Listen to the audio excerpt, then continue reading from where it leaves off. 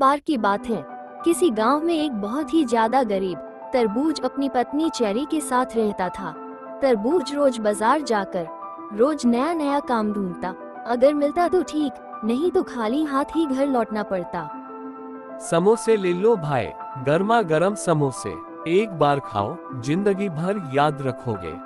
समोसे ले लो भाई, समोसे ले लो, मात्र 10 रुपए के समोसे। तरबूज समोसे वाले के पास आता है और कहता है, अरे भाई, मुझे आज कोई काम मिलेगा क्या? अरे तरबूज, अभी मेरे पास तुम्हें देने के लिए कोई काम नहीं है। तुम रोज रोज मेरे पास काम मांगने के लिए आते हो, मैं तुम्हें रोज रोज काम कहाँ से दूं? अच्छा ठीक है भाई, कोई बात नहीं, मैं बाजार के अंदर जाकर देखता हूँ, शायद कोई काम मिल जाए। और फिर तरबूज बाजार के अंदर चला जाता है काम ढूंढने के लिए। और फिर तरबूज पूरे दिन बाजार के चौराहे पर खड़ा रहता है कि शायद उसे कोई काम मिल जाए, लेकिन सुबह से शाम हो जाती है, उसे कोई भी काम नहीं मिलता। हे भगवान, मुझे आज भी कोई काम नहीं मिला, क्या आज भी खाली हाथ ही जाना पड़ेगा? अगर ऐसा रोज होता रहेगा तो मेरा गुजारा कैसे होगा? और जब मैं घर खाली हाथ जाऊंगा तो चेरी मुझे बहुत ही सुनाएगी। हे भगवान, अब कैसी परीक्षा ले रहे हो मेरी? चलो, अब तो घर जाना ही पड़ेगा और कोई चारा ही नहीं है। इतना बोलकर तरबूज अपने घर जाने लगता है। अरे, आप खाली हाथ ही आए हो, मैंने आपको कहा था ना कि आते समय राशन लेते हुए आना। अरे क्या बताऊं चेरी, आज भी मुझे कोई काम नहीं मिला। हाय रे मेरी फूटी किस्मत, पता नहीं क्या देखकर मेरे मम्मी पापा ने तुमसे शादी करा दी, मेरी तो जिंदगी बर्बाद हो गई। ऐसा मत बोलो भाग्यवान, मैं कोशिश तो कर रहा हूँ ना, अब मुझे कोई काम नहीं मिल रहा है तो मैं क्या करूँ? तुम्हें कभी भी काम मिलता भी है, अब तो जिंदगी भर का रोना हो चुका है। ऐसे चेरी तरबूज को बहुत ही सुनाती है। और फिर अगले दिन सुबह होते ही तरबूज काम की तलाश में निकल पड़ता है। और फिर बाजार जाकर तरबूज सभी दुकानदारों से काम मांगता है, लेकिन उसे हर जगह निराशा ही हाथ लगती है। तरबूज पूरे दिन बाजार के चौराहे पर खड़ा रहता है, लेकिन उसे कोई भी काम नहीं मिलता। हे भगवान, मुझे तो आज भी कोई काम नहीं मिला। अगर मैं आज भी खाली हाथ घर जाऊंगा तो चेरी तो मुझे मार ही डालेगी।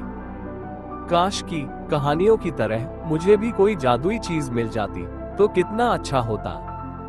और फिर तरबूज उदास होकर घर जाने लगता है, लेकिन तरबूज जब घर पहुंचा तो देखता है कि चेरी अपना सामान बांधकर खड़ी है।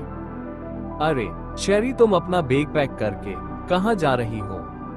आपको तो रोज की तरह आज भी कोई काम नहीं मिला होगा, आज भी आप खाली हाथ ही आए होंगे। हाँ चेरी, क्या बताऊं, मैंने काम ढूंढने की बहुत ही कोशिश की, लेकिन मुझे कोई काम नहीं मिला। मुझे तो पता ही था कि आपसे कुछ होने वाला नहीं है, इसलिए मैंने पहले ही अपना सामान पैक कर लिया। अब मुझे आपके साथ भूखे नहीं मरना है, मैं चली अपने मायके।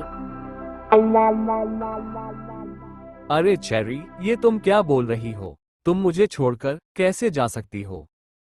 मुझे कुछ नहीं सुनना, अब तुम अपना देखो, अब मुझे तुम्हारे साथ नहीं रहना। तरबूज चेरी को रोकने की पूरी कोशिश करता है, लेकिन चेरी उसकी एक नहीं सुनती और अपना बैग लेकर वहां से जाने लगती है। और फिर तरबूज बहुत ही उदास हो जाता है। हाय रे मेरी फूटी किस्मत, पता नहीं और क्या देखना बाकी है। अब चेरी मायके जा चुकी थी और तरबूज घर में अकेला था। ऐसे ही समय बीतने लगता है। एक बार तरबूज गांव के सेठ के पास काम मांगने के लिए जाता है। क्या रे तरबूज, क्यों आए हो मेरे पास? सेठ जी, अगर कोई काम मिल जाता तो अच्छा होता। मेरी हालत तो आपको पता ही है, अब तो मेरी पत्नी भी मुझे छोड़कर चली गई है, मुझे कोई भी काम दिलवा दीजिए, आपकी मेहरबानी होगी। अरे तरबूज, मैंने तुझे कितनी बार कहा है कि मेरे पास तुम्हें देने के लिए कोई काम नहीं है। एक तो पूरे गांव वाले तुम्हारा मजाक उड़ाते हैं, और अगर मैंने तुम्हें अपने यहाँ काम पर रख लिया तो गांव वाले मेरा भी मजाक उड़ाएंगे। तुम निकल जाओ यहाँ से, मेरे पास तुम्हें देने के लिए कोई काम नहीं है, और आज के बाद कभी दिखाई मत देना। कोई बात नहीं सेठ जी, मैं कहीं और काम देखता हूँ। काम न मिलने की वजह से तरबूज उदास होकर वहाँ से जाने लगता है। ऊपर वाले, कैसी जिंदगी है यह मेरी। ना ही कोई मुझे काम देता है और ना ही कोई मेरी इज्जत करता है। यहाँ तक कि बुरे समय में मेरी पत्नी को मेरे साथ होना चाहिए था, लेकिन वह भी मुझे छोड़कर चली गई। जब पैसा होता है तब सब पूछते हैं, लेकिन जब पैसा नहीं होता तो कोई भी नहीं पूछता। तरबूज अपने आप को कोस ही रहा होता है कि तभी वहाँ पर फूल गोभी आती है। अरे, तुम काफी उदास लग रही हो, क्या कोई चिंता है? मुझे बताओ अपनी परेशानी, क्या पता मैं तुम्हारी मदद कर सकूं। आप तो क्या, कोई भी मेरी मदद नहीं कर सकता। एक बार बता कर तो देखो, क्या पता तुम्हारी परेशानी का हल मेरे पास हो। उसके बाद तरबूज सारी बात बताता है। अच्छा, तो ये बात है, तुम्हारी परेशानी का हल है मेरे पास, तुम मेरे पीछे पीछे चलो। फिर फूल गोभी तरबूज को लेकर जाने लगती है।